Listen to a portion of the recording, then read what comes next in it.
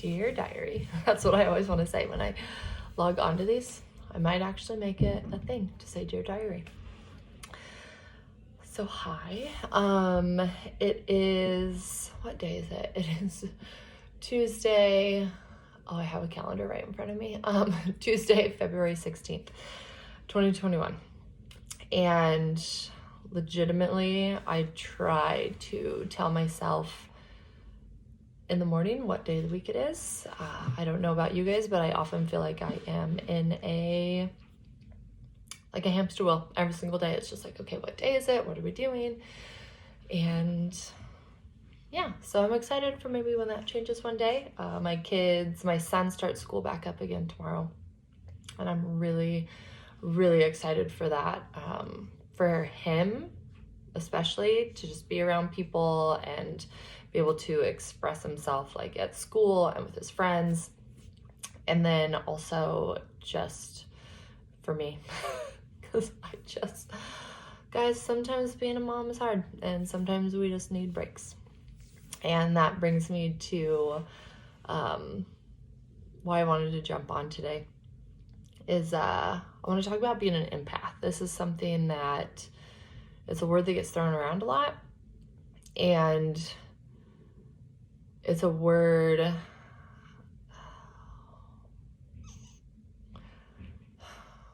I feel like it's a very misunderstood word, and there's a lot of different ways that it can be used, which is why I think it's a word that does get just thrown around. Like people are like, oh, I'm an empath, or I can sense and feel what's in the room, or I sense people's feelings, I know people's feelings. And so I've been doing just a little bit of research on it, and I have come to the understanding, and also just know as I share any of this, that take what you need and leave the rest. My good friend Neve shared that with me one time, and I was like, thank you so much for giving permission to listen to my own intuition as I listen to like the wisdom nuggets that she delivers. So take what you need and leave the rest as I wax and wane about what being an empath is for me, the different types of being an empath. And so I landed on this article because I always try to explain it to my husband first off, and it's really hard to explain because he's also many people are an empath, and like I said, there's just the different types. So like he'll pick up on someone's emotion and know how to read the room, but it's not necessarily the way that I experience it, and I'll share how I experience it and how I know some other people in my life experience it this way. Yeah, so the different types, 8 different types that I have found in my research. So there's a physical empath. This one's really fascinating. The physical empath is someone who, let's say if I had a migraine and my girlfriend next to me was a physical empath, then she would also like start to like feel like she's getting a headache or like pressure in her head. It could also be, another example I saw was like if you're a physical empath and you're around like a teen, and the teen ends up having a zit, then you end up getting a zit too. And I was like, that's kind of really funny. So yeah, the physical empath is an empath who feels what's happening in someone else's body within their own body. And also know that as I talk through these, that just like so many incredible abilities and unique things that we all have, that we all will have like bits and pieces of each one, and some will just be like, oh, this is definitely my number one way that I experience being an empath. So just keep that in mind as you're listening to these, because you could be like, oh yeah, physical, that makes sense. If you're around someone with a bum knee, all of a sudden you're like, why does my knee ache? Like my knee hasn't ached. All right, so then the next one, I'm going to talk about the ones that are probably lower on my spectrum first, and then I'll talk to the ones higher on my spectrum because I understand those ones more. Then we have a plant empath, and I was like, oh, holy shit. Like the rise of all of like, we're all home way more. Buying plants is like escalated to like max buying plant potential. And I was like, and I know, like, right, you talk to the plants, you water the plants, like, you give them love. What you pour into the plant is, you know, the plant grows and flourishes. And then I was just cracking up so hard because as I was doing this research, I was like, oh my gosh, actual plant empath. So, like, if you're a plant empath, it really is, like, having the plants is legitimately, like, so soothing. And so like, you know what the plant needs, and like the way that you can communicate with the plants like in your home, incredible. Even like plants outside, like plant specific, yeah, just yay, green thumb, earthy, plant witch, magic. Guys, that's not me, by the way. I have plants, like I have one right here, I have one up here, and I water them and I tell them they're pretty, and then I forget about them for 2 weeks. And then I have to water them and tell them they're pretty again. So I'm working on that relationship, and I know they do really good things for the air. So I don't know. It's just a funny. I've been able to keep plants alive though recently, so I'm excited about that. Then we have the Earth Empath. And the Earth Empath is someone who is going to be more connected to like the earth as a whole. So that's how it's different than a plant empath. So the Earth Empath is going to be someone who really like environmental stuff will affect them more. So, right, like people who are really tuned in, like, I don't know if Greta Thunberg is an Earth Empath, but she would be someone who, like, she's so passionate and has so much drive and desire for, like, the planet being healthy, and very eco-friendly. So she would be someone who I would discern was, like, an Earth Empath. So think of, like, those people in your life, or maybe how you experience that type of stuff in life, but also just being outside, nature, all the things, all the nature vibes, Earth Empath. I definitely have a small percentage of that, probably more than the plant empath, to be honest with you. And yeah, but love the earth. I'm outside all the time, super connected with Gaia and all the things. It's just, I don't feel that it's one of my strongest. And then there's the animal empath. Guys, this one's super like the lowest for me.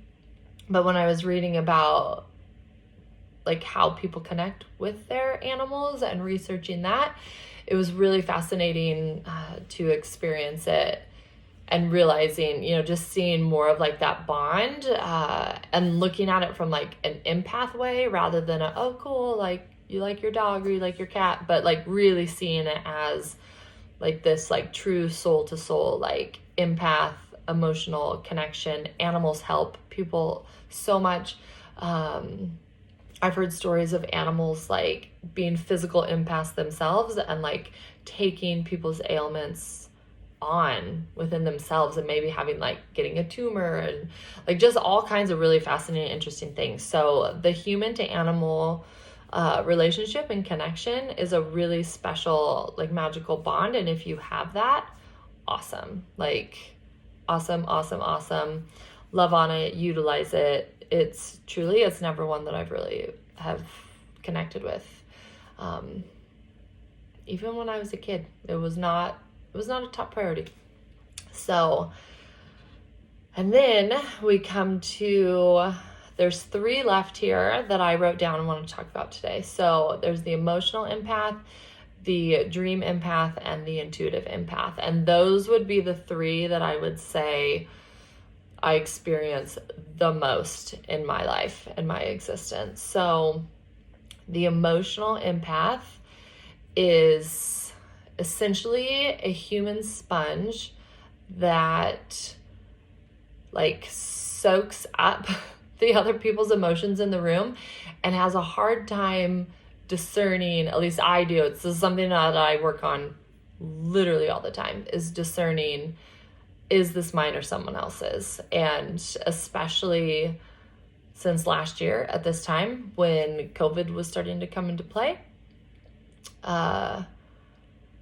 it's been really, really fascinating for me to discern like, what are my emotions and what are someone else's emotions? Because I can feel it's a whole situation. And in truth, at the beginning of when everything kind of closed down and we were all asked to stay home, it felt really, really good. It felt really good to stay home, not be out in public, like feeling everybody's things, still having like a pulse on it, but not like going into scenarios where I was like physically feeling it, or emotionally feeling it, more emotionally feeling it, but then it turns into physical anyways. And so, yeah, so it's just been a really interesting year of really discerning what's mine and what is not mine. And so the emotional one, I almost feel like is almost like the hardest, which is interesting because it's the one that I probably have the highest percentage of, I would say, but it's also the hardest one for me to describe. But yeah, it'll definitely, especially right now, we have been invited to some like just different events or, even grocery shopping, certain events. Sometimes it will take me a full day of like emotionally and mentally preparing myself to go to these events. And then it might also take a whole day on the backside to do all the things, that bring me back to my own natural state. And when I'm not really staying aligned in that, I can get really exhausted and just start to feel sick from experiencing a whole room of other people's emotions, especially in the climate that we're in right now and all of the different things that everyone's experiencing. So yeah, that one's a hard one. That one's because it's like, how do you explain to people like, I can't come to your party because intuitively it doesn't, like, I don't want to soak up all the emotions of the people that might be there. And literally, like, that's it. Like,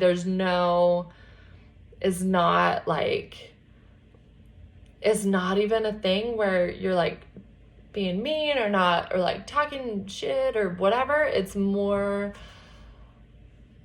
It's definitely more just like, no, I just don't want to soak up all the emotions of all the people who are in there.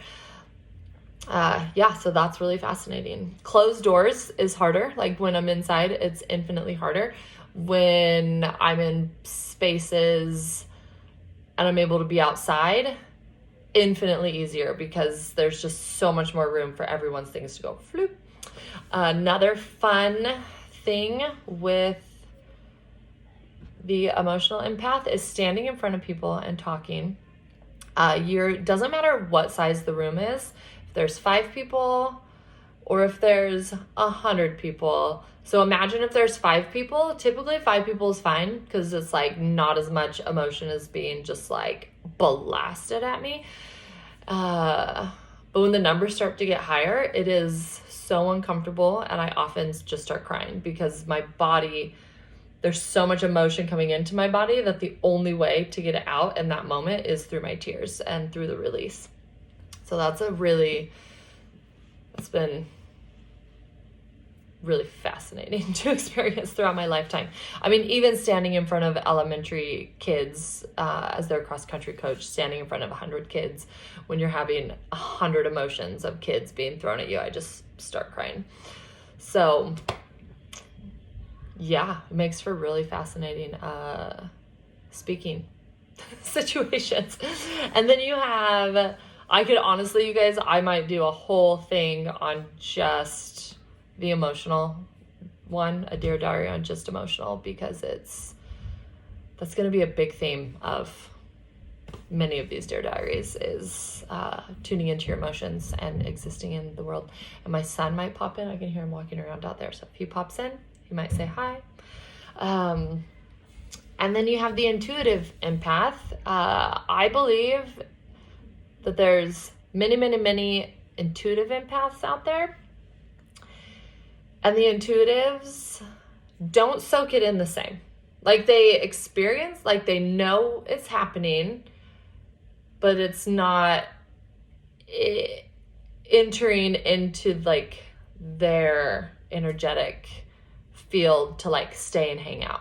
Like they're like, they walk in a room and they'll be like, oh, hey, boop, boop, boop, boop, boop. All right, noted, noted, noted.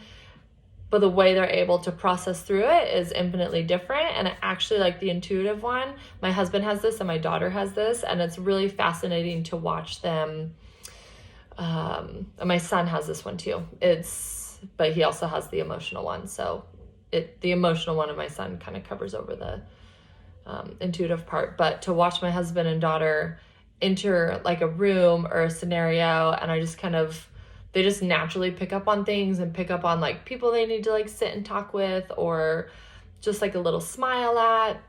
And it doesn't overwhelm them in the same way that it can like overwhelm like my son and I, if that makes sense. So like imagine like, 4 people walk in a room and 2 are like, I'm just gonna stand back here and I'm just gonna like breathe for a minute before I can like step in. And the other 2 just like walk in and are just like, okay, boom, boom, boom, confident, got it. So yeah, it's really cool to experience that. And then the last one I'm gonna talk about today is the dream empath.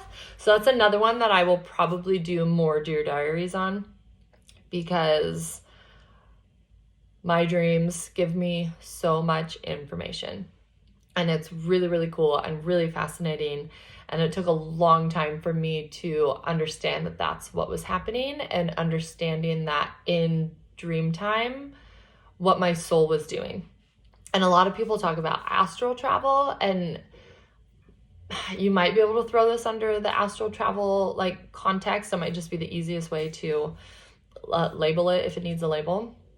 But it actually is, I love my dreams. I love every single, they're always bringing information. There's always people in the dreams. There's always different people representing different things. And I love being able to like look at a dream and all the different contexts that are happening within the dreams. So yeah, I'm going to do a totally different Dear Diary about dreams. And that might be I might just make that its own thing. So yeah, but a dream empath, really, I mean, they receive the information in dreams, and they'll receive, they're able to have, like for me, there's excitement in like waking up, remembering a dream, staying in that dream place, and discerning what was happening in that dream, and then picking up if there was like a common theme happening that week, or a common theme for a couple of days. And yeah, just being with it, because your soul has the capability when you're sleeping to continue communicating with you, communicating with other souls, communicating with spirits that have crossed over. And it's just a really fascinating experience. So yeah, I will jump on and share more about that another time. I just wanted to share about all the different types of empaths today, a little bit about my experience, and just talk about it. It's been something that's been coming in really hot and heavy over the last couple of months, because honestly, I will often forget that I'm an empath. And then I will often forget that I'm the kind of empath that like, it all just like comes in and affects the physical body. For me, like I've got autoimmune stuff. I have, all kinds of like fascinating little things. But as long as I'm staying in a healthy place, I can usually stay pretty baseline. So yeah, ways that you can assist yourself as an empath, no matter what type you are: journal, meditate, and move your body. You are going to hear me say those 3 things so often. So any order: meditate, journal, move your body, journal, meditate. Whatever order, those 3 things. And moving your body, you guys, could be a 20-minute walk outside.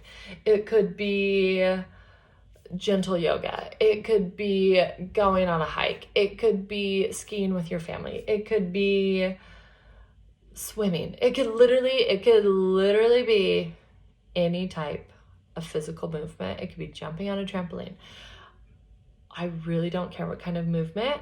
Just start bringing it into your practice. You could be sitting on the earth and you could be doing breath exercises, a seated cat-cow, and just be moving your body that way. Like, it is, our bodies are so intelligent and so good at assisting us in so many things. And so as we teach it to release anything that we're holding on to, whether it's other people's emotions, your own emotions, that's a whole other conversation. The physical movement, the journaling, the meditation. So really just sit with those three things. I'll dive in deeper to all of this type of stuff later. I just really wanted to jump on and talk about being an empath and talk about just ways that I've experienced it and the different types of empaths. So just sit with that, be with it, take what you need, leave the rest. And thank you for listening to this Dear Diary. And I hope you have just a beautiful, incredible, magic day. I might start ending these the way that I end yoga class when I teach yoga, but I always end yoga class just with the light and love in me and the unbelievable magic that resides within me. Loves, honors, and humbly respects the light and the love and the unbelievable magic in each and every one of you. Namaste.